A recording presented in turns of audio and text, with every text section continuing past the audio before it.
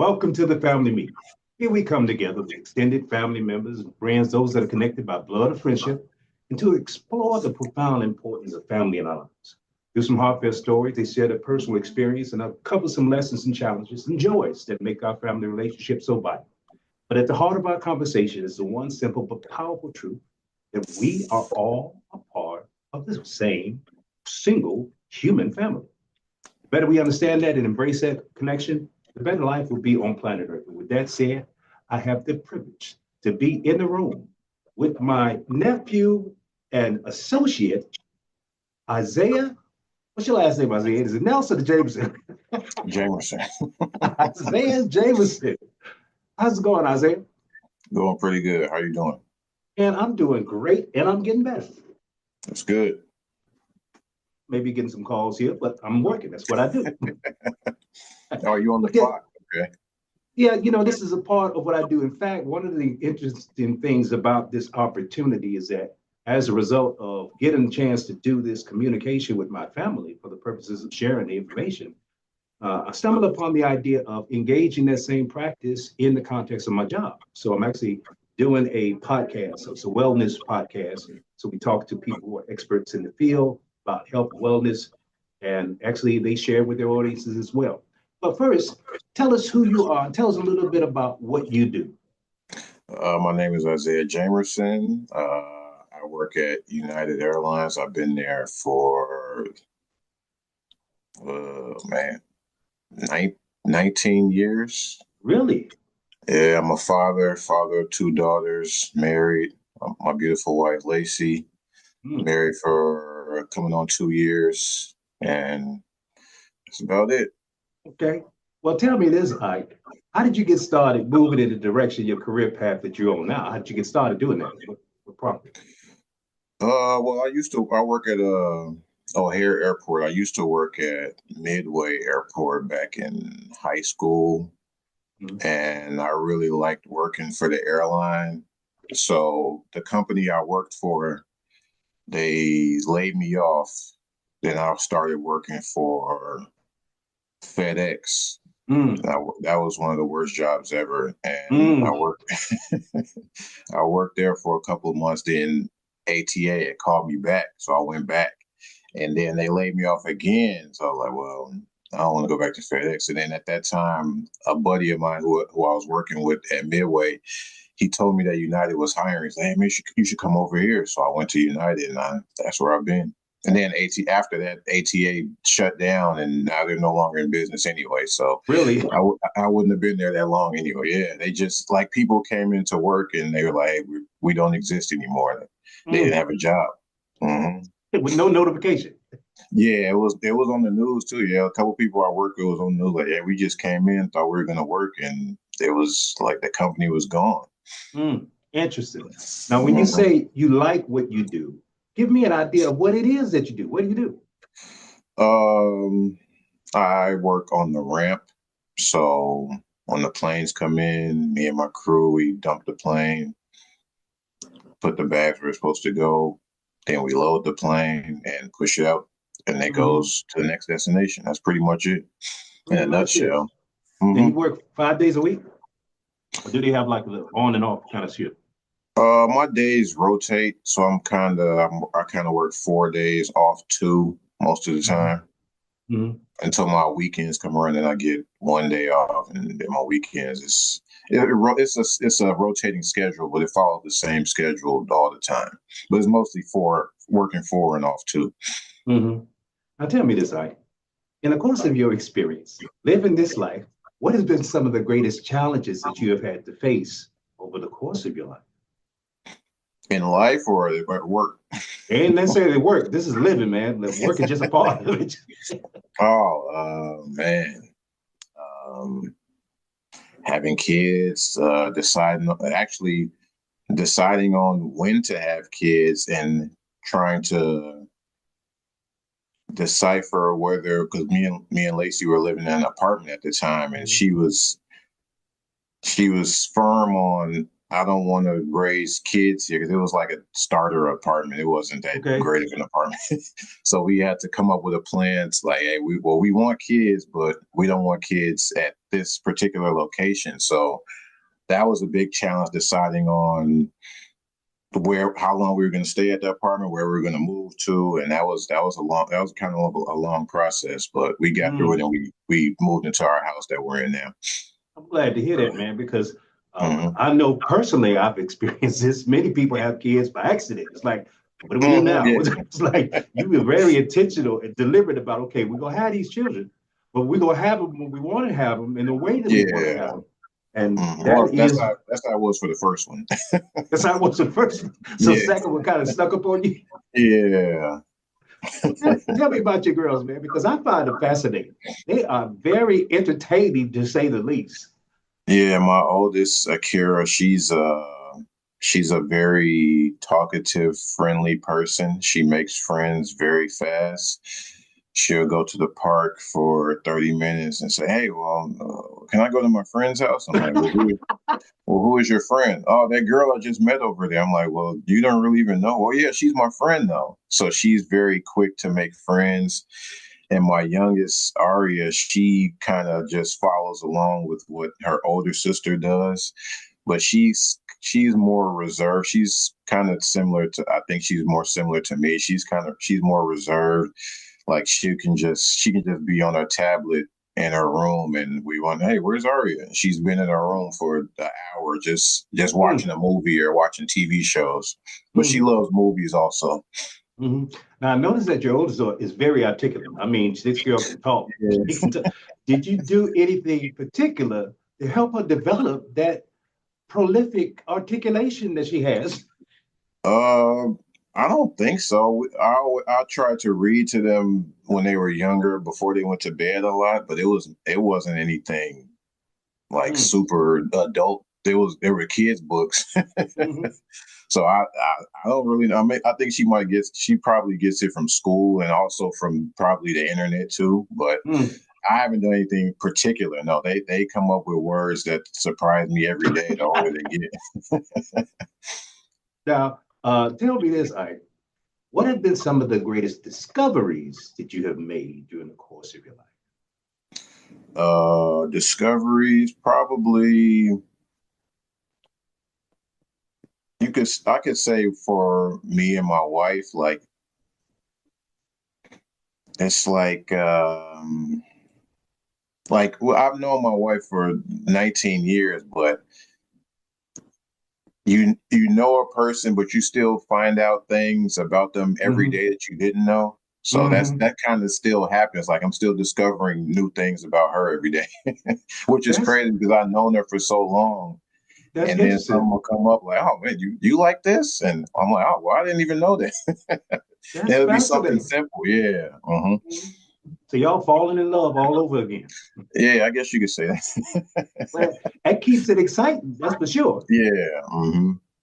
Tell me this, I well, based on where you are now, and you seem to be a very thoughtful and methodical young man, being strategic about the creation of your family, being determined Hmm. about the direction of your career. Where do you see yourself going in the future?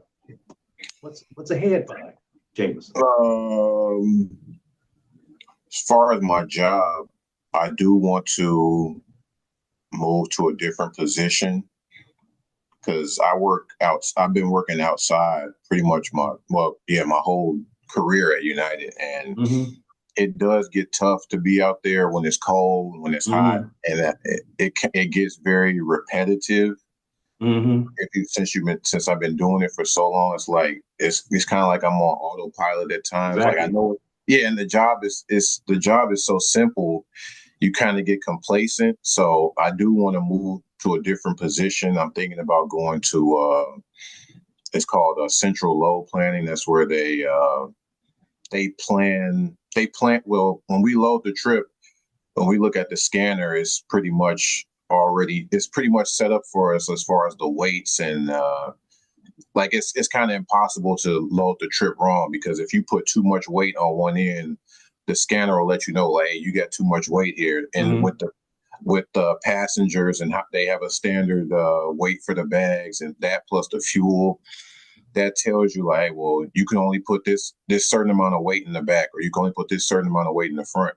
So the Mm-hmm. load planners, they plan that according to how many passengers are on the plane, how much fuel, what type of plane. Some planes are bigger than others, so they set up the plan for people for the leads to load the plane, and they work at a different location. They're working inside, and they get Mm. paid more than us. So so Interesting. I'm thinking about making a move over there, but I'll probably have to do it in the fall when they start doing hiring again. So Now, that's I been my know thought. that is more of a logistical kind of function in terms of you have to use Mhm. more of your brain power for that Yeah, rather than that's your brute. I actually went there for a walkthrough maybe like a year ago, and Hmm. they're all at computers. It's a computer based job. Hmm. Now, are you going to have some additional training or some Yeah, education for to be for able to do sure. that?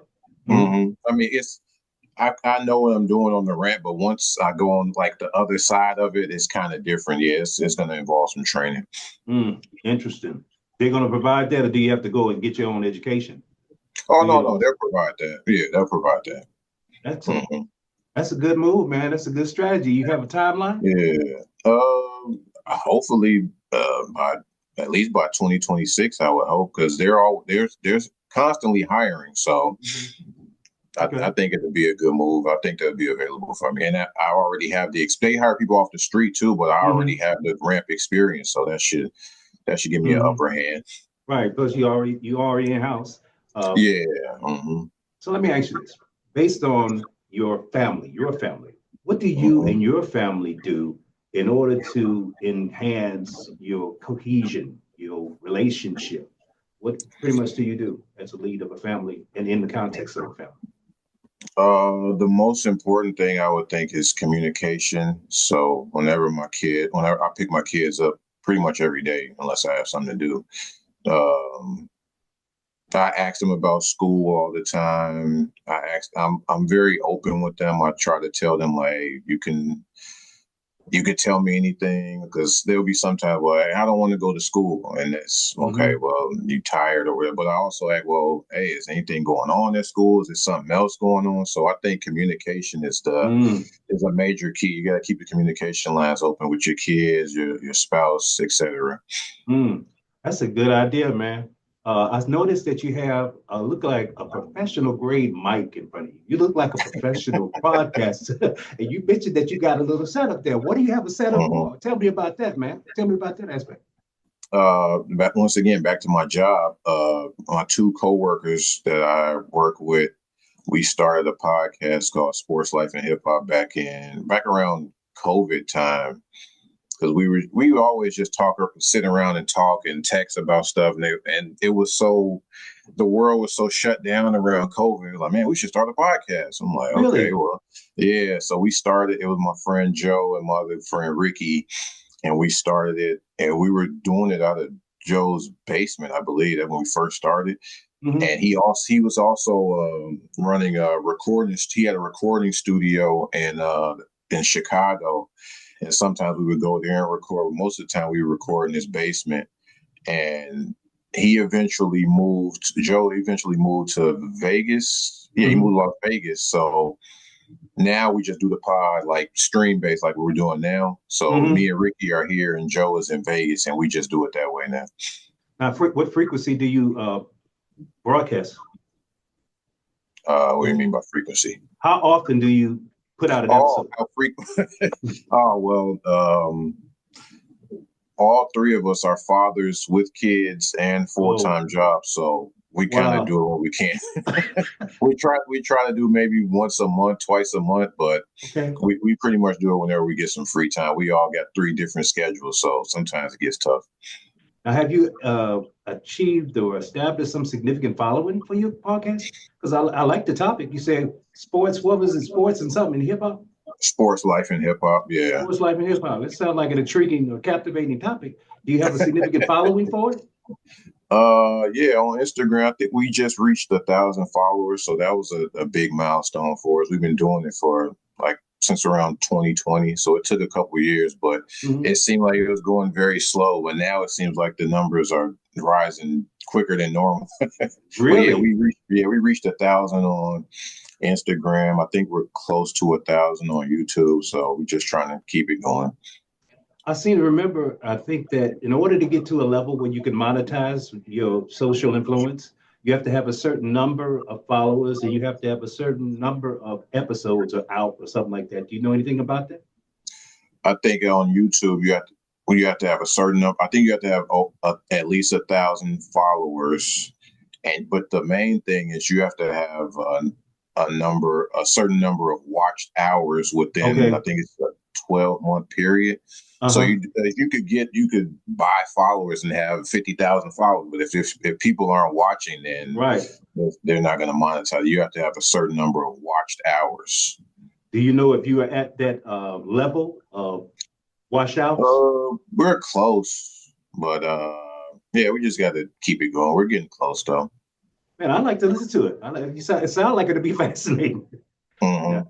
definitely. Let me ask you this. If you could share something, because one of the reasons I started this conversation is I realize that there's a lot of knowledge, wisdom, and experience in our family.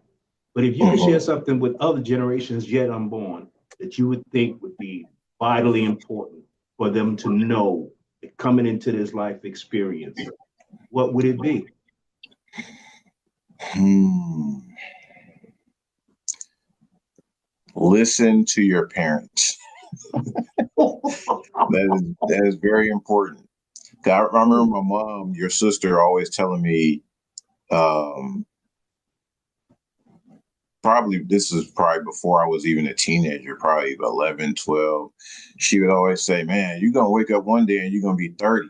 And I'll be like 11, like, oh, okay, well, that's 50 years from now. Not thinking, and then I'm 39 now, and it feels like it flew by. Me, So I man. was like, man, she was right, because it seems so long ago now. But I remember Mm, she would always say, one day you're gonna wake up, you're gonna be 30, and mm. now I'm 39, and Man, that's it just seems powerful. like it flew by. Yeah, Yeah, that is alignment with the word. It says honor your father and mother. yeah, You'll make your days long on life. You have a good yeah. life. That's powerful, man. Yeah. Hmm. Listen to your parents. Yeah, Now, that's very what important.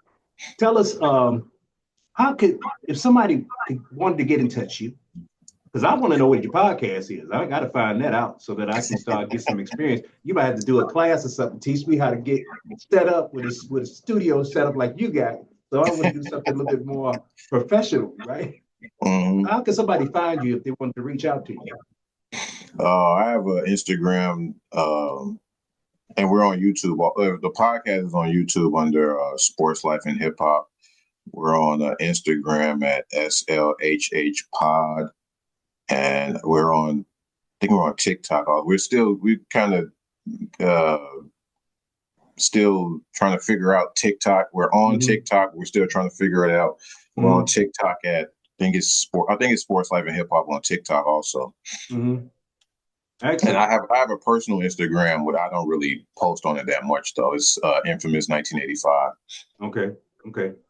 Well, I sure appreciate you coming on and sharing this information. And some of the stuff you've been sharing with me, I've known you all your life, and I've known some of these things about you. So this is a very enlightening conversation we have here, brother. Mhm. Right? So if there were any parting words that you could have for the family as we close this segment of the family meet, what would that be? Parting words. Save your money also. That's also important.